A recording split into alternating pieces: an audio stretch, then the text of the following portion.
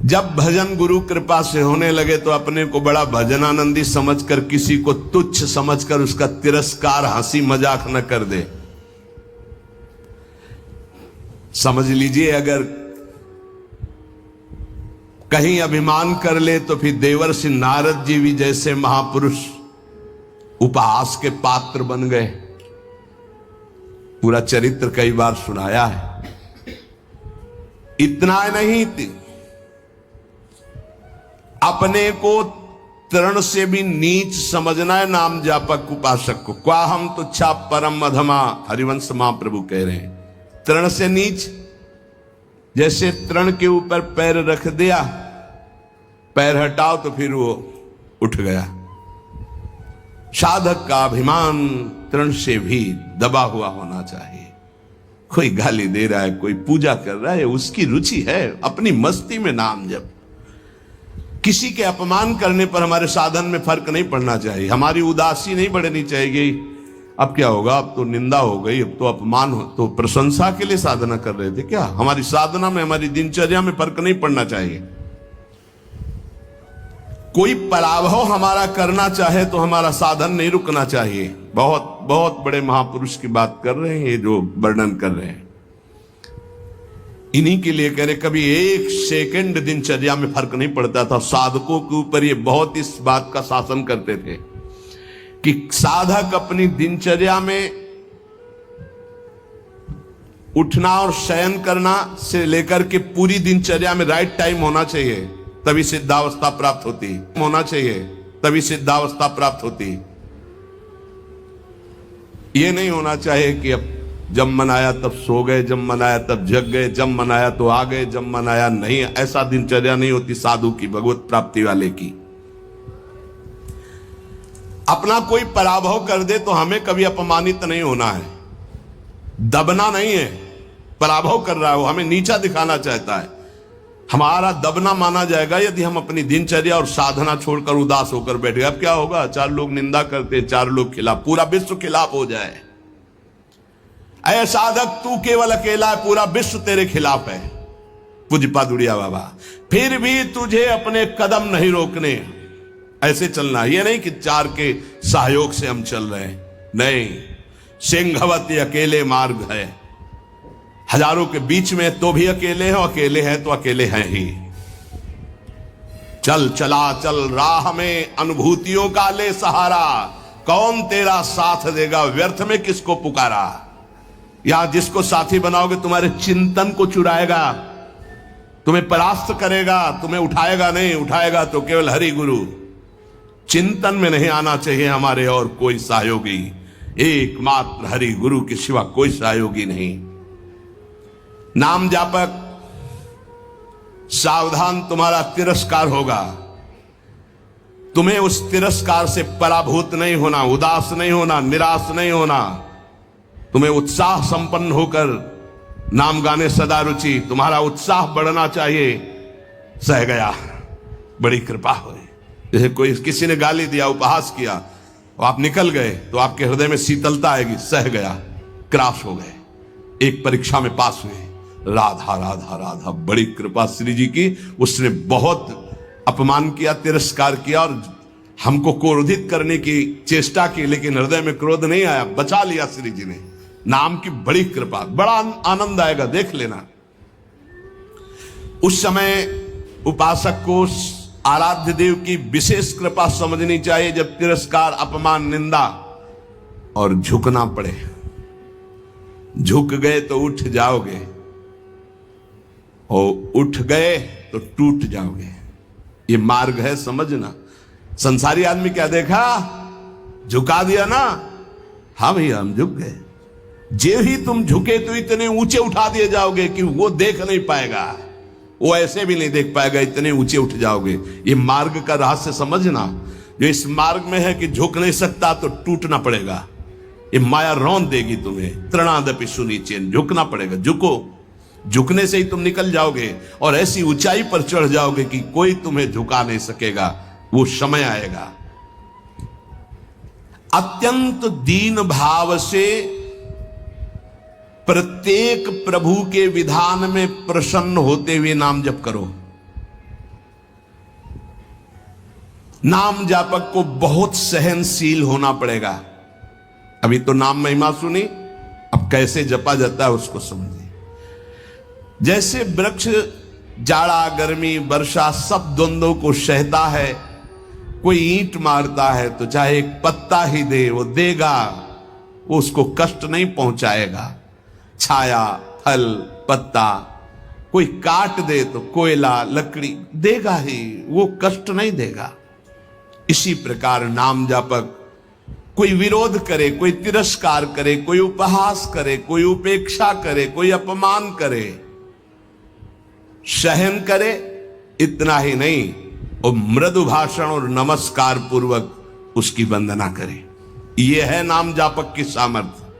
वो उपहास कर रहा है, राधा राधा राधा, वो कटु भाषण कर रहा है, वो मीठा बोल करके राधा राधा, वो अप्रसन्न करना चाहता है, वो प्रसन्न मुद्रा में, वो मर्म भेदी वचन बोल रहा है, वो क्षुब्ध ना होकर प्रसन्न होकर बोल रहा है। यही गोस्वामी जी कहते हैं, बूंद अघात सहाई गिरि कैसे, खल के बचन संत सहे जैसे। जैसे महान पर्वत पर बूंदे गिर रही, क्या फर्क पड़ता है? ऐसे ही अपमान निंदा नाना प्रकार के तिरस्कार, क्या फर्क पड़ता है उस संत हृदय में?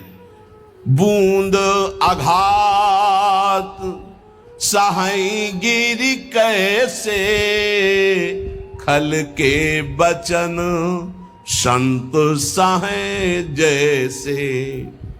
अत्यंत विनम्र, सहनशील, मान की किंचन मात्र भी इच्छा और परवाह नहीं, सबको सम्मान देते हुए निरंतर प्रभु का प्रसाद उपासक को प्राप्त होता है, जो नाम जप नाम कीर्तन करता है। नाम जापक में आचार शुद्धि, शरीर शुद्धि और भाव शुद्धि तीनों अत्यंत आवश्यक हैं। भाव संशुद्धि पहला, नाम जापक पहला लक्ष्य बनाए कि नाम का फल केवल नाम निरंतर जपना है। भगवान भी आके सामने खड़े हो जाए तो नाम जप बंद नहीं होगा। यह हमें सामर्थ्य चाहिए, ये भाव संशुद्धि। अगर हम जिनका नाम जप रहे हैं वो आ जाएं और कह दें कि नाम जपना छोड़ दो, मैं आ गया, तो हम नाम जपना नहीं छोड़ेंगे, आप चले जाइए। आप जाएंगे कहां? पतंगो यथा त्वा मनुभ्राम्य माणा, डोरी हाथ में है, पतंग प्रियालाल है, नाम है डोरी, राधा राधा राधा, जाओगे कहां? हमारे समीप रहोगे। पूज्य भाई जी महाराज, पूज्य गोस्वामी तुलसीदास जी महाराज, वो महान उपासक जो राम से भी बढ़ करके राम के नाम का आदर किए हुए हैं। प्रभु आए, नाम छूट गया तो नाम से बढ़कर नामी हो गया। प्रभु आए, नाम नहीं छूटा, तब नाम का आदर। यहां तो रुपया पैसा भोग सामग्री में नाम छूट जाता है, प्रभु की बात क्या है? ध्यान दीजिए। भाव संशुद्धि, नाम जापक को, नाम कीर्तन करने वाले को पहले दृढ़ निश्चय करना है, किसी भी परिस्थिति में नाम का सौदा नहीं करेंगे, चाहे नामी ही क्यों ना आ जाए। नाम का फल है नाम में अखंड प्रीति हो जाना। श्री हरिवंश नाम का फल, हरिवंश नाम में रति। श्री हरिवंश नाम नित कहो, नाम प्रताप नाम फल लहो, नाम हमारी गति सदा। जैसे वह हरिवंश सुनाम पावे, तिन चरणन विश्राम, नाम रटन संतत करे। नाम नाम नाम हमारी गति, नाम हमारा साधन, नाम हमारा साध्य। भाव संशुद्धि, नाम जापक मान बड़ाई छूने न पावे, ईर्ष्या द्वेष परास्त न करने पावे, धन का लोभ भोग सामग्री का लोभ मन में ना आने पावे। बहुत ध्यान से सुनो, बहुत बड़े महापुरुष, चूंकि इनकी महिमा पहले से सुने, बहुत प्रभावित हृदय है। ये बहुत एकांत प्रिय महापुरुष थे। इन सबसे ज्यादा इनकी प्रसिद्धि थी दिनचर्या। ये अपनी दिनचर्या को श्री भगवान मानने वाले, और महान पुरुष, महान बैरागी, प्रतिग्रह शून्य और वस्तु स्थिति के बोध प्राप्त किए हुए अवधूत महापुरुष श्री कृष्णानंद स्वामी जी महाराज। मान बड़ाई नाम जापक को छूने न पावे, ईर्ष्या द्वेष छूने न पावे, लोभ भोगों का संग्रह प्रतिग्रह छूने न पावे, ये मलिन भाव सदैव दूर रहे। ये नाम जापक कीर्तन करने वाले उपासक दंभ ना आने पावे, दिखावा ना आने पावे, बनावटीपन ना आने पावे। ध्यान दीजिए, स्वामी जी कह रहे हैं आजकल नाम जापक कीर्तनकार कीर्तन और नाम जप की ओट में बड़ा अनर्थ कर रहे हैं। बड़े महापुरुष हैं, ये अपनी वासनाओं की पूर्ति का खेल खेलने लगते हैं, ये नाम का कीर्तन का दुरुपयोग करने लगते हैं। जिनको ज्ञान नहीं, ऐसे लोगों को फंसाकर अपनी वासना की पूर्ति करते हैं। ये आजीविका चलाने लगते हैं, अपने को भक्त कहलाकर पुजवाने लगते हैं, कीर्तन मंडली बना करके वासना की पूर्ति करने लगते हैं। ये महापुरुष हैं, इनकी बातें सुननी चाहिए। हृदय से दंभ पाखंड रोग नष्ट हो जाएगा। कीर्तनकार नाम जापक इस विरुद्ध आचरण को कभी छूने न दे अपने जीवन में, चरित्र में। मलिन भाव को दूर से ही रखे तो भाव संशुद्धि होती है। जिसका भाव शुद्ध हो जाता है, नाम जप और नाम कीर्तन में उसके सामने प्रभु दिखाई देते हैं। पक्का पक्का, इसमें कोई संशय नहीं। नाम जप का अगला फल है नामी की हर समय सानिध्य का अनुभव होना, उनके रूप का साक्षात्कार होना। केवल प्रभु को रिझाने के लिए हम कीर्तन करते हैं, नाम जप करते हैं, कोई और सुन ले उसके भाग्य, हम किसी और को सुनाने के लिए नहीं। पवित्र नामों का कीर्तन,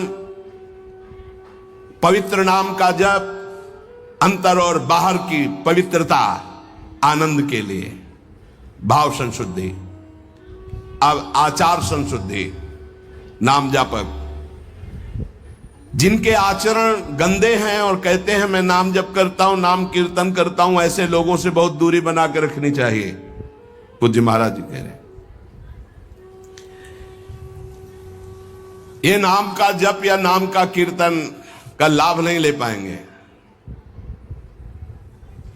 जो लोग अपनी शास्त्रीय मर्यादा का त्याग करके पाश्चात्य सभ्यता का अनुकरण करते हैं और अपने को नाम कीर्तन या नाम जापक कहते हैं, भक्षाभक्ष का विचार नहीं, जितेंद्रियता नहीं, पवित्रता नहीं, इनको कभी नाम सफल नहीं हो पाएगा।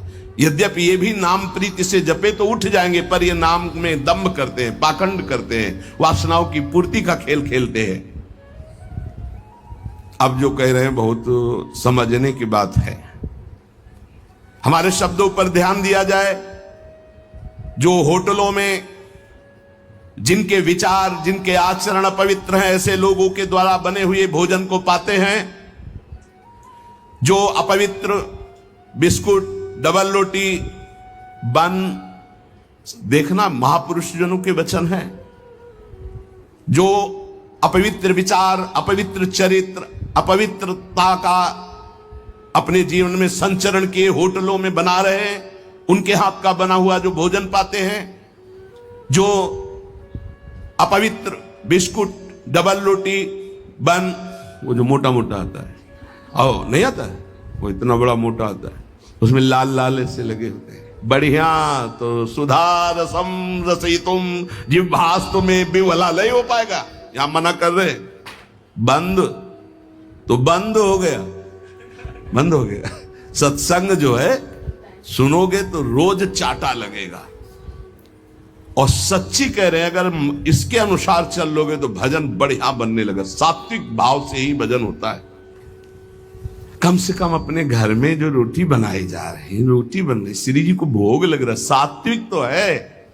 कब बना, कैसे लोगों के द्वारा बना, क्या विचारधारा से बना, कितने दिन से वो बना रखा है। अगर शाम की रोटी सुबह दी जाए ना तो अभी हो जाएगा कि हम नहीं खाएंगे, बासी है। और 10 दिन महीना भर का बनाओ बन बंद, क्या कहते हैं? नहीं, 10-15 दिन की तो होती ही होंगी, 5-6 दिन 10 दिन की वो डबल रोटी होती। अब हमें तो ज्यादा कुछ पता नहीं, लेकिन होती होंगी क्योंकि दुकानों में बिकती हैं। अब ऐसा तो नहीं कि ताजी फैक्ट्री से निकल के तुम्हारे सामने आ गई थाल में, ऐसा तो नहीं। उनमें तुम बासी नहीं देखते हो, उनमें तारीख भले देखते होगे कि एक्सपायर हो गई कि नहीं है। अगर शाम की एक्सपायर हो गई तो भी चल जाएगी कि क्योंकि कल की तक देखो आप मना कर रहे हैं, अगर मान लो तो मान लो, नहीं सुबह नाश्ता बिस्कुटे से करने का मन होगा और आप मना कर रहे हैं। अपने घर की एक रोटी बना लो, हल्का सा नमक लगा के फिर पालो तो कैसा रहेगा? उसके साथ आप नाश्ता कर लो, एक रोटी बना लो। ये डबल रोटी की क्या जरूरत है? फिर डबल बुद्धि हो जाएगी, डबल रोटी में बुद्धि डबल हो जाएगी। बन बन नाम जप में मन नहीं लगेगा। हाँ, माला हाथ में बार बार ऐसे ऐसे करोगे, चर्बी बढ़ जाएगी। भजन के लिए भाई मना कर रहे स्वामी जी।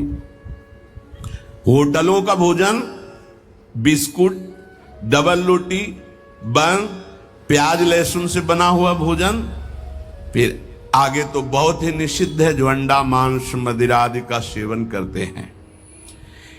ये जो लोग ऐसा भोजन करते हैं व्यर्थ में अपने को भजनानंदी और प्रभु प्रेमी बताते हैं। प्रभु प्रेमी कहकर अपने स्वधर्म का अपमान मत करो, अपने धर्म का तिरस्कार मत करो। ऐसा भोजन पाने वाला कभी भजनानंदी नहीं हो सकता। ये महापुरुषों के वचन है। कैसे चित्त शुद्ध हो सकता है? नियमाकुल जिसने स्नान नहीं किया है, जिसके वस्त्र पवित्र नहीं, उसके हाथ का बनाया हुआ भोजन पा रहे हो होटल में, तुम्हारा चित्त शुद्ध हो जाएगा। सात्विक आहार का सेवन करने वाला ही, सात्विक वृत्ति वाला ही आगे भजन में बढ़ता है। जो राजसिक तामसिक भाव वाले पुरुषों के द्वारा बना बनाया भोजन स्पर्श कर लिया जाए तो उसमें रजोगुण तमोगुण आ जाता है। फिर जिनको पवित्रता का ज्ञान नहीं, होटल में खड़े हैं, वो नहाए हैं कि नहीं नहाए, वस्त्र कैसे हैं, उनका विचार कैसा है, वो शौचालय जाके कितनी पवित्रता करते हैं, और दाल रोटी बना करके वो दे रहे हो, आप उसी कुर्सी में वही मांसाहारी पा गया है, वही तुम पा रहे हो, वही मांस बना है, वही तुम्हारा भोजन बना है, दाल रोटी फ्राई। अब उसके बाद जो तुम्हारे दिमाग की फ्राई होगी उसको कौन बचाएगा? रजोगुण तमोगुण जो तुम्हारे अंदर छाएगा। इसीलिए भजन की सिद्धि कहां जागृत हो रही? दंभ जरूर जागृत हो जाएगा, नाटक जरूर कर लोगे, लेकिन वास्तविक स्थिति थोड़ी आएगी। भगवत भजन के लिए तामसिक मलिन अपवित्र पदार्थ का सेवन दूर से ही त्याग दे।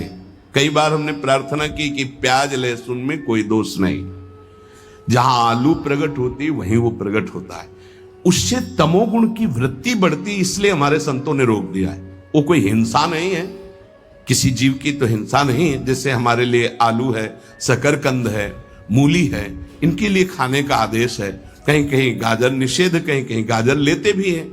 अब ये जो प्याज लहसुन है केवल तमोगुण के कारण निषेध। तमोगुण आ जाने पर निद्रा आलस्य प्रमादोत्थम वो भजन में नहीं लग पाए, तो भजन विरोधी वृत्ति का हम त्याग करते, इसलिए हम उस तमोगुण भोजन का त्याग करते। उपासक को भोजन पर विशेष सावधानी। एक काहे को ये सब 20-30 मिनट का खेल है, भूख लगी है और ये 2 अंगुल की जबान में केवल वो मिनट भर वो जो घुमाया, बस उसी का स्वाद है। गले के नीचे गया और फिर तुरंत उगल दे तो देखने लायक नहीं। बढ़िया जूस पियो अंगूर और अनार और मुसम्मी और सेव का, 2-4 घंटे में बदबूदार लवशंका बना के फेंक दिया। ये मशीन ऐसी गंदी है, केवल भजन बन जाए इसलिए। ये जो चाट चटोरापन है ना, कैसे भजन होगा भाई बताओ? स्वाद तो तुम ले रहे हो गोलगप्पा का, पानी पूरी कहते हैं क्या उसमें? वो जब हाथ से घोर रहा था तो सैनिटाइजर लगा थोड़ी धोया था कि उसको पवित्र किया। क्या क्या कैसे कैसे वो पदार्थ बने, कैसे वो सामग्री बनी। तुम नाम जापक हो, भगवत प्राप्ति करना चाहते हो, दुकानों की बनी बनाई चीजें तुम खाकर भजन करना चाहते हो। चाहे कोई कितना परिपक्व अवस्था को प्राप्त हो, अशुद्ध भोजन होने पर भजन खींचना पड़ता है, और शुद्ध भजन होने पर भजन ईश्वरित ऐसे होता है। इसलिए वो अनुभव करके, सिद्ध पुरुष ही अनुभव करके लिखते, साधकों के अनुभव थोड़ी होते हैं, सिद्धों के अनुभव है। तो हमें लगता है कि 2 मिनट की बातें, जबान के स्वाद की बात, भोजन को हमें सुधारना चाहिए, ये चीजें तो साधक को पानी ही नहीं चाहिए।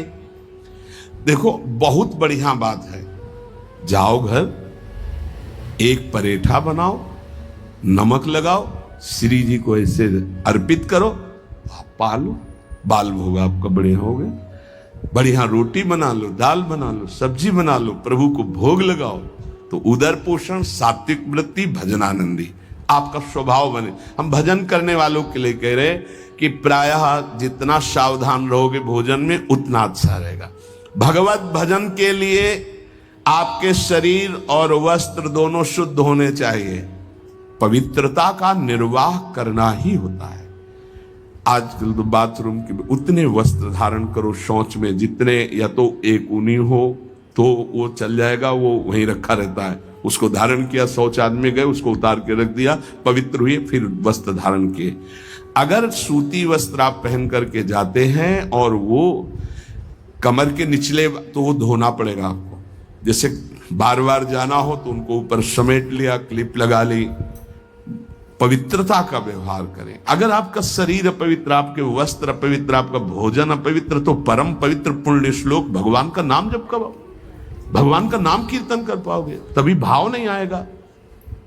या नाम जापक भोजन और शरीर और वस्त्र, इनकी पवित्रता पर ध्यान दे।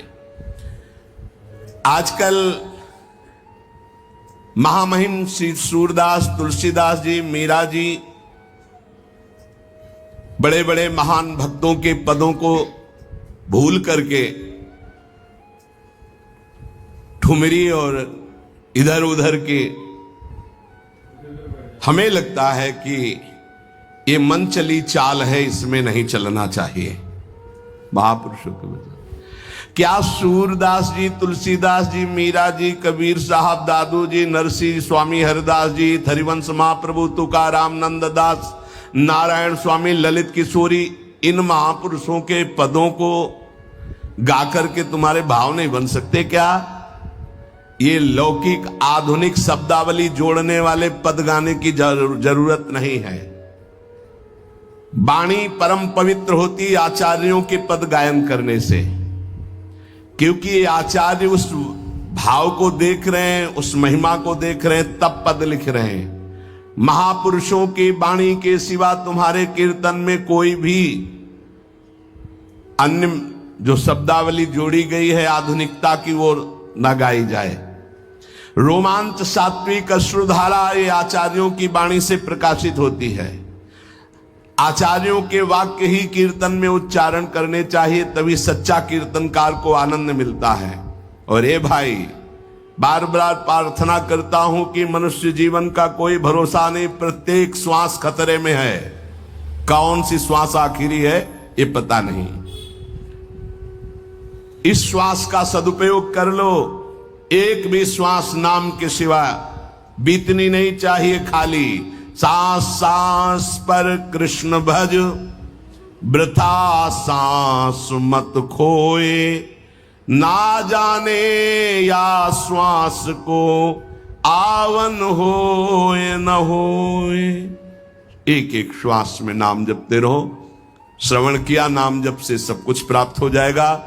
नाम जप में रुचि बढ़ाने के लिए भोजन पवित्र रखो, शरीर पवित्र रखो, वाणी पवित्र रखो। जो वाणी से अश्लील शब्द बोलेंगे, नाम भगवान कैसे वाणी में चलेंगे, कैसे जिह्वा में चलेंगे?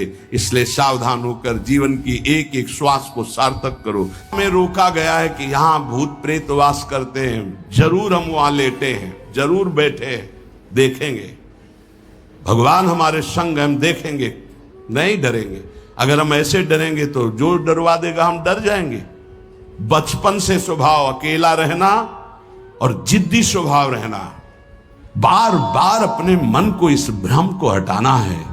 भगवान ही है, सबकी अंतरात्मा में वही है, वही पंचभूतों के रूप में है, वही भूतों के रूप में है। नामदेव जी ने जब एकाग्र दृष्टि से देखा तो लंबे भूत में भी श्री विट्ठल भगवान मुस्कुराते नजर आए। डरना नहीं कहीं, और जिद्दी स्वभाव रखना है, जिद्दी स्वभाव। नींद, भूख, प्यास, सर्दी, गर्मी, ये सब मेरे स्वरूप नहीं है, मुझे ये परास्त नहीं कर सकते, मेरे भजन को ये बाधित नहीं कर सकते, ऐसे चलना है। एकांत भ्रमण में बड़ा पुष्टता है, जो पहले, अब तो नहीं है, नहीं भ्रमण करना चाहिए। देखो आज का समय नहीं रह गया जैसे अपने लोग वैराग्य से भ्रमण के, नहीं रह गया समय कि आप 2-4 संत ऐसे भ्रमण करो, नहीं रह गया। अब तो चुपचाप धामों का, तीर्थों का, ऐसा ही सब प्राय संतजन करते हैं कि तीर्थों का, पुरियों का, धामों का आश्रय ले लिया और अपना साधन करके भगवत प्राप्ति। नहीं तो अब वो समय नहीं रहा कि आज इस वृक्ष के नीचे, कल उस वृक्ष के नीचे, नहीं, पिटाई हो जाएगी। बड़ा विचित्र समय हो गया। इसीलिए साधु अपनी अपनी कुटिया में अपना आजीवन भजन करते हुए प्रभु को प्राप्त करें। भजन करने वालों के लिए नींद से लड़ना आवश्यक है, हठ पूर्वक नींद पर विजय प्राप्त करनी है।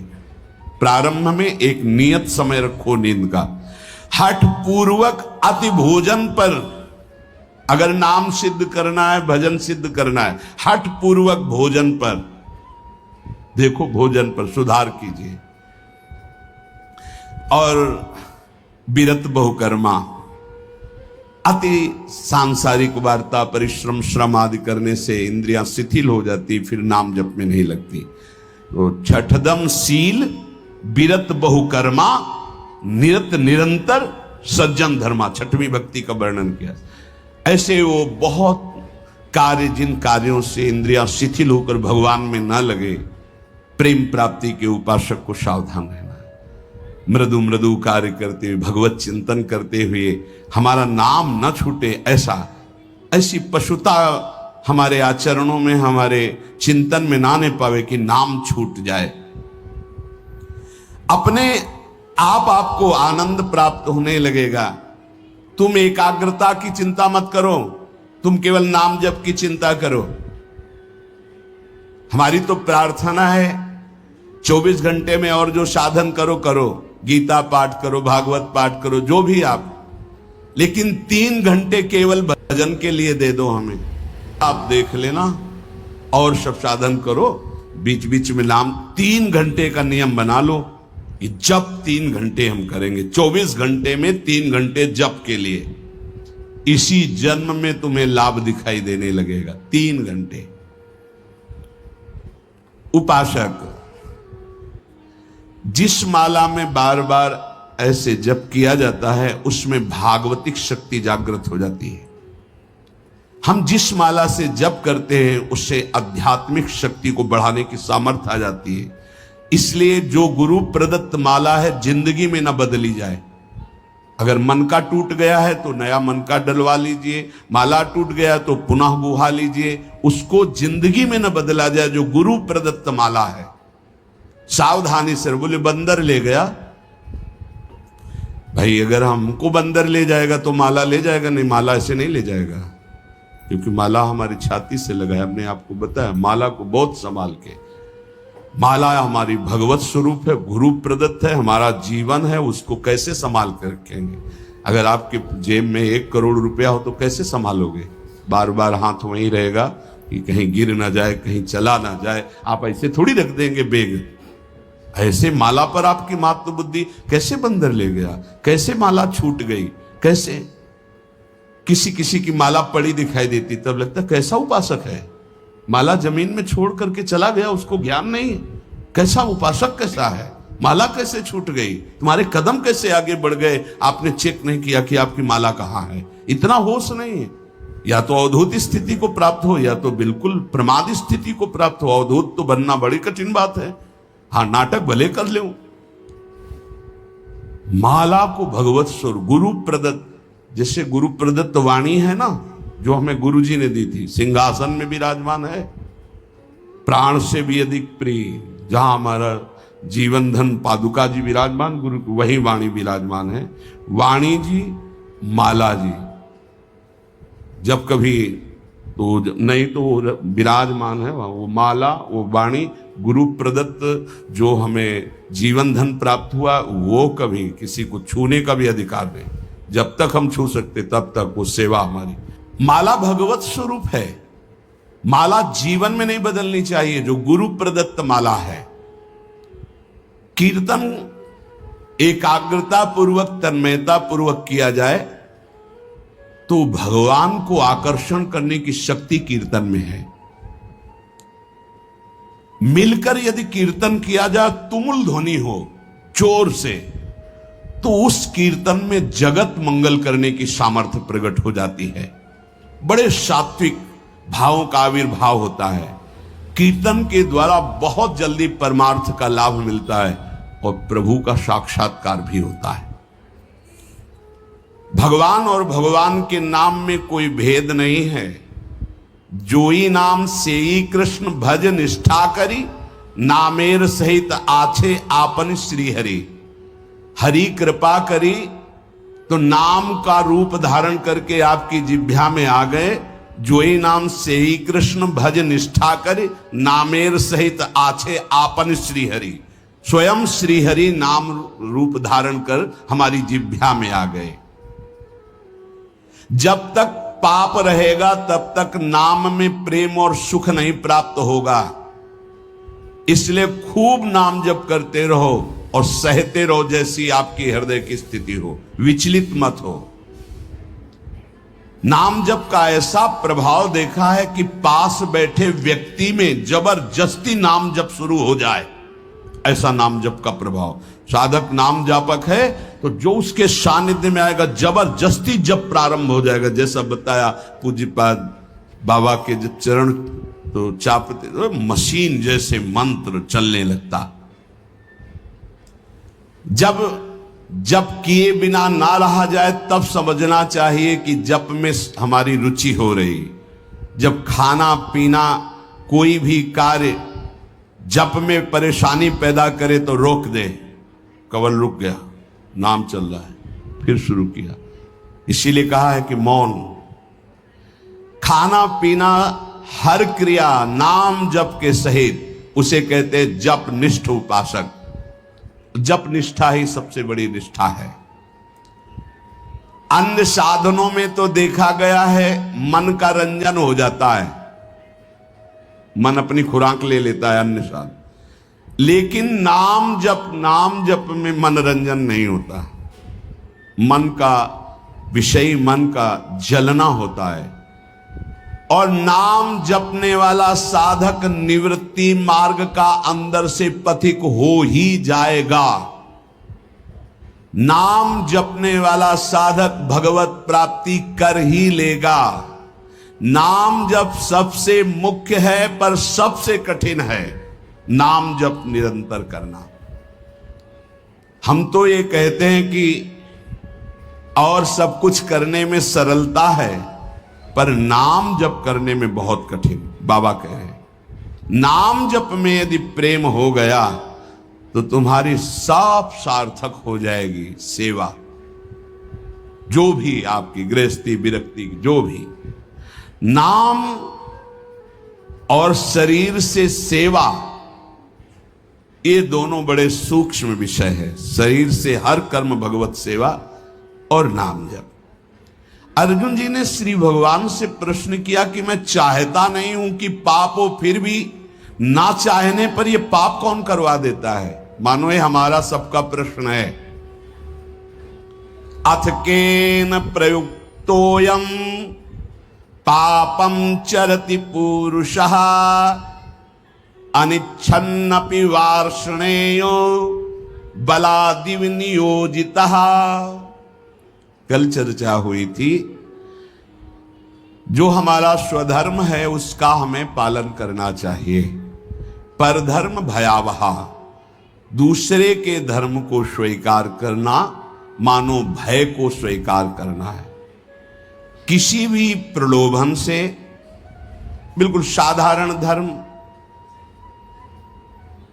लोकवत धर्म, असाधारण धर्म, अध्यात्म स्वरूप, भगवत प्राप्ति, साधारण धर्म में भी अपने धर्म का परिवर्तन नहीं करना चाहिए। जो हमारी भगवान ने धर्म व्यवस्था की है, जहां हमारा जन्म कर्म जो भी विधान रचा है, हम उसके अनुसार भगवत प्राप्ति करेंगे। जो वर्णाश्रम के अनुसार व्यवस्था, उसके अनुसार हम चलेंगे। ये साधारण व्याख्या है।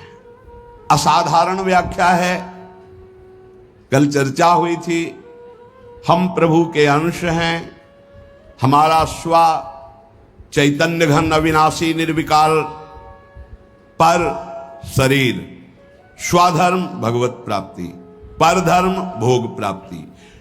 योग होना स्वधर्म है और भोगी होना परधर्म है। इसी से पता चल जाएगा कि हम स्वधर्म में हैं कि परधर्म में। ध्यान दीजिएगा, भगवत योग होना स्वधर्म है और भोगों में रत रहना ये परधर्म है। निर्लिप्त रहना भोगों से स्वधर्म है, भोगों में लिप्त होना परधर्म है। सबकी सेवा करना, कुछ ना चाहना स्वधर्म है, और सबसे सुख चाहना ये परधर्म है। भगवत प्रेम होना स्वधर्म है, शरीर प्रेम, शरीर संबंधी रिश्ते नातों में प्रेम होना परधर्म है। निष्काम होना स्वधर्म है, सकाम होना परधर्म है। निर्मम होना स्वधर्म है, ममता युक्त संसार में बर्ताव करना परधर्म है। अनासक्त होना स्वधर्म है, आसक्त होकर भोगों में, शरीरों में, रुपया में, नाना प्रकार की सामग्री में परधर्म है। तात्पर्य, प्रकृति के संबंध को स्वीकार करके जो कुछ हो रहा है वो सब परधर्म है। परमात्मा के संबंध को स्वीकार करके जो कुछ है वो स्वधर्म है। क्या सुंदर स्वधर्म की व्याख्या है। स्वधर्म चिन्मय, चिदानंदमय, अविनाशी है। परधर्म जड़ धर्म है, परिवर्तनशील है, नाशवान है। प्रभु का अंश स्व, प्रकृति का अंश शरीर। स्वधर्म प्रभु से जुड़ना स्वधर्म, शरीर से, संसार से जुड़ना परधर्म। शरीर संसार के भोगों की इच्छा परधर्म, भगवत प्राप्ति की इच्छा स्वधर्म। चेतन स्वधर्म, जड़ परधर्म, परमात्मा स्वधर्म, प्रकृति परधर्म। बहुत सुंदर, इससे सुंदर व्याख्या स्वधर्म और परधर्म की मिलना कठिन है। परिवर्तनशील परधर्म, एक रस स्वधर्म। दो प्रकार की इच्छाएं होती हैं, एक भगवान की प्राप्ति की इच्छा, एक संसार की प्राप्ति की इच्छा। भगवान की प्राप्ति की इच्छा स्वधर्म है, इच्छा करना चाहिए। संसार की प्राप्ति की इच्छा परधर्म है, भयावह है, भय प्रदान करेगी, दुख प्रदान करेगी। कहीं कुधर्म को, अधर्म को, परधर्म को स्वधर्म मत मान लेना। दूसरे का अनिष्ट भाव, कूटनीति, आप अपने धर्म में इसे कुधर्म बना रहे हैं, यह स्वधर्म नहीं हो सकता। हमारे यहां देवता देवियों की, पशु की बलि चढ़ा रहे कि हमारे इष्ट कुल से चला आ रहा है, और प्रसाद में बोले ये स्वधर्म नहीं है, अधर्म है। स्पष्ट यज्ञ में आराध्य देव के सामने प्रसन्नता, संकल्प पूर्ति में जो पशुओं की बलि है, कैसा भाव है। इसमें तो कोई बड़ी बहादुरी है। बोले वाले पशुओं को लाके काट दिया और कि इससे अंबा प्रसन्न हो जाएंगी। अरे मां है, वो उसकी भी मां है। जगदंबा शब्द किसे सार्थक होगा? जगदंबा शब्द कैसे सार्थक होगा? वो सब चराचर जगत की मां है। मां अपने बच्चे को काट करके ये देखकर सुखी हो जाएगी? नहीं, अगर सुखी होती तो जड़ भरत जी को जब काटा जा रहा था तो अंबा जी काहे को विचलित हो गई, मूर्ति फाड़ के प्रकट हुए, काट के फेंक दिया सब अपने आराधना करने वालों को। यह स्पष्ट यहां आज्ञा है, किसी भी जीव को कष्ट देकर के, बलि आदि देकर कि हमारा स्वधर्म है, बोले यह अधर्म है, स्वधर्म नहीं। दूसरे का अनिष्ट भाव, कूटनीति, दुख देना, नाना प्रकार के जाल में फंसाकर दूसरे को दुख देना, बोले ये कुधर्म है। मनमानी आचरण, शास्त्र विरुद्ध आचरण अधर्म है। और अपने लिए जो निषिद्ध निषेध करता है शास्त्र, दूसरे वर्ण आश्रम, दूसरे धर्म मार्ग का नहीं, ये परधर्म है। कुधर्म, अधर्म, परधर्म का त्याग करके स्वधर्म में चले तो उसका परम कल्याण हो जाता है।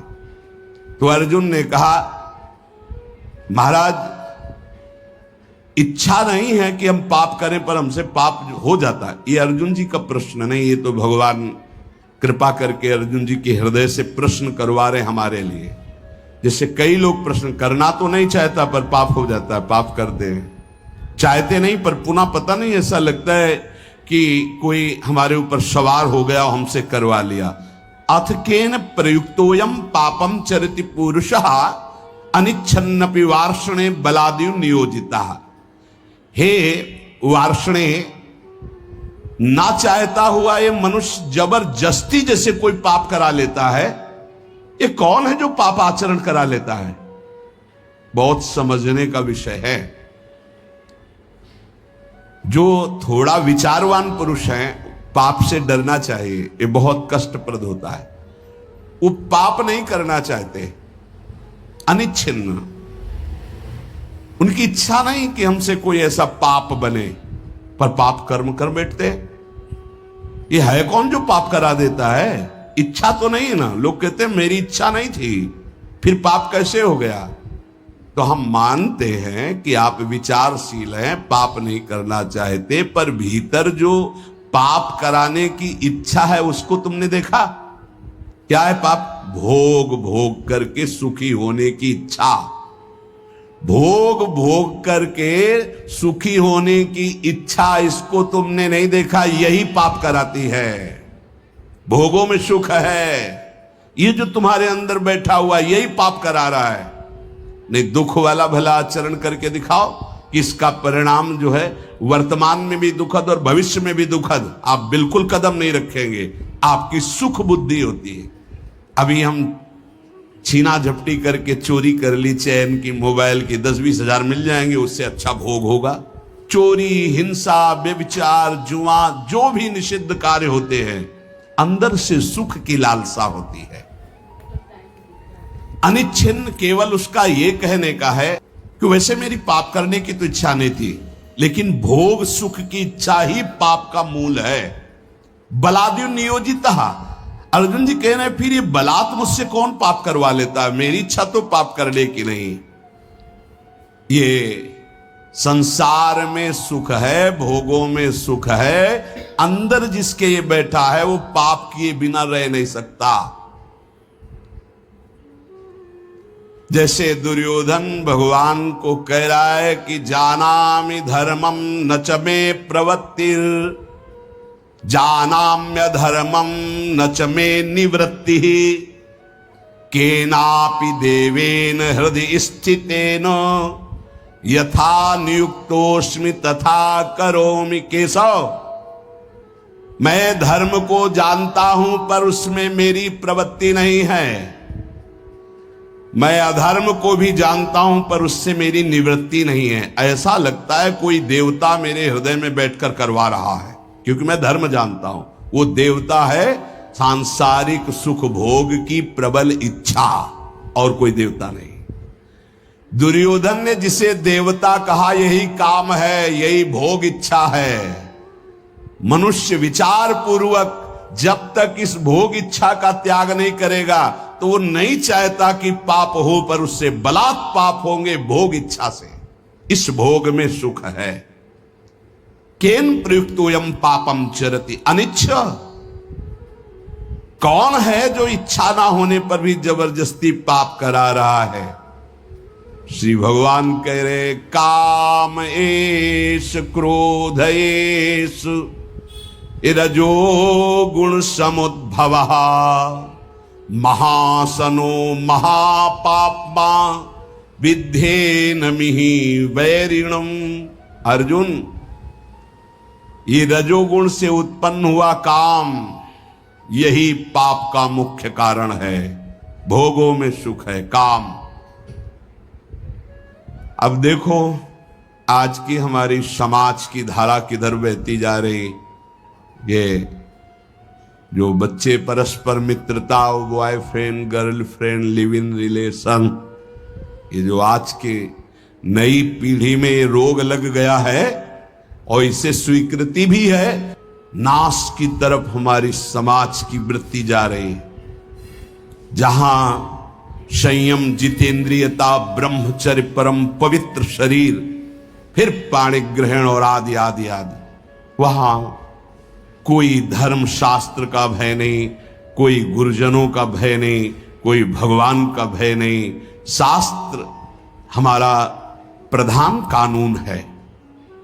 वेद, पुराण, पौराणिक, ब्रह्म ऋषि, ये हमारे परम कल्याण के लिए जो सूत्र बोले, ये अगर हम वैदिक सिद्धांत, शास्त्र सिद्धांत, गुरुजनों की वाणी की वृत्तियों को नहीं पहचानेंगे, नहीं सुनेंगे, नहीं समझेंगे, तो हमारी वृत्तियां हमारा नाश कर देंगी। कौन है जो ये पाप करा रहा है? तो भगवान कह रहे हैं रजोगुण से उत्पन्न हुआ ये काम, ये काम ही पाप का मुख्य कारण है। और यही क्रोध रूप में परिणित हो जाता है। बहुत खाने वाला महापापी, ये बैरी बहुत ही नाश करता है। इस विषय में सबसे बड़ा दुश्मन ये काम है। ये रजोगुण से उत्पन्न हुआ है। ये राग से काम उत्पन्न होता है। बहुत बहुत इसको सीमा में किया गया है। भगवान ने आगे वर्णन किया है कि धर्मयुक्त काम मैं हूं। भगवान धर्मयुक्त काम मैं हूं। पाणिग्रहण संस्कार करके घर गृहस्थी में संतानोत्पत्ति के लिए जो चेष्टा है, काम चेष्टा, वो धर्म में बांधकर निर्विकार होने के लिए है। उसे बेविचारी बनाने के लिए नहीं है कि एक सीमा में बंद करके एक ऐसे शास्त्रीय पद्धति के अनुसार चलने से निष्कामता आ जाए। किसी धर्मपूर्वक एक को स्वीकार करके जब, तो घृणा हो जाएगी। आप देख लेना, ये जब से मोबाइल आया और इसकी दूषण वृत्तियों को स्वीकार किए, तो हमारी नई पीढ़ी बहुत हानि को प्राप्त हो गई। जो नए सिद्धांत अन्य जनों के आए, अन्य प्रांतों के देशों के, वो बहुत हानिकारक हो गए। ये भारत है, ये धर्म देश है। शांति प्राप्त करने के लिए विदेशी जन भी हमारे धर्म गुरुओं की शरण होते हैं। हमारे देश के सिद्धांत, धार्मिक सिद्धांत को स्वीकार करते हैं। देख लीजिए, धोती, चोटी, माला वो धारण करते हैं और उनका उतरैल हम धारण करते हैं। फटे यहां से पैंट, जान दिख रहे, अरे सिल लो भाई। बोले नहीं, वो बड़े आदमी का फैशन है।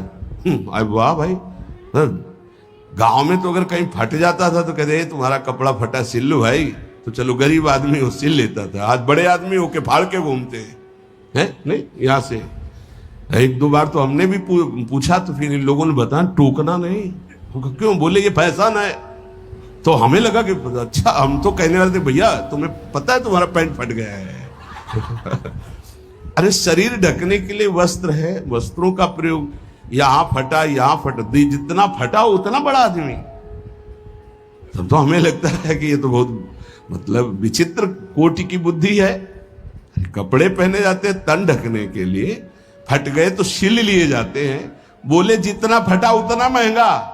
भाई बुद्धि भ्रष्ट है। फिर तो आप जाके बाजार में फटा कपड़ा लाते हो और पहनते हो। अब नवीन बोले विदेशी, मतलब तो हमें लगता है कि हमें अपने भारत देश का जो धर्म है वो शांति प्रदान करता है। क्योंकि शांति लेने के लिए आप काशी में जाइए, आपको लाखों विदेशी जन मिलेंगे जो धर्म गुरुओं के चरणों में बैठ करके हमारे मोक्ष सिद्धांत को, यह सिद्धांत कहीं नहीं मिलेगा आपको। जीवन मुक्तता, परमहंस अवधूत मोक्ष पदवी या भगवत प्रेम, ये आपको यहीं मिलेगा। नहीं, नरक स्वर्ग की बात है, इसके आगे तक की कहीं बात नहीं है।